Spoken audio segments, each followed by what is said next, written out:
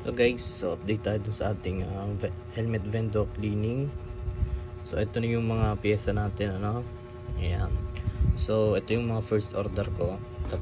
Tatlong modem lang muna, and then speaker. So marami tayong paparating na speaker tsaka mga modem, ano. So ito yung first order ko lang eh.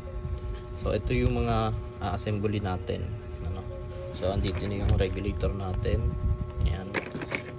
Andito na rin yung mga sensor, yung LCD 16:2, and then sa loob nito is nandito yung ating mga ESP32. Ayan.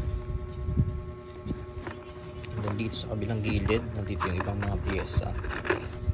Ayan. Tapos yung sa dulo pa, ito yung voice module. Ayan.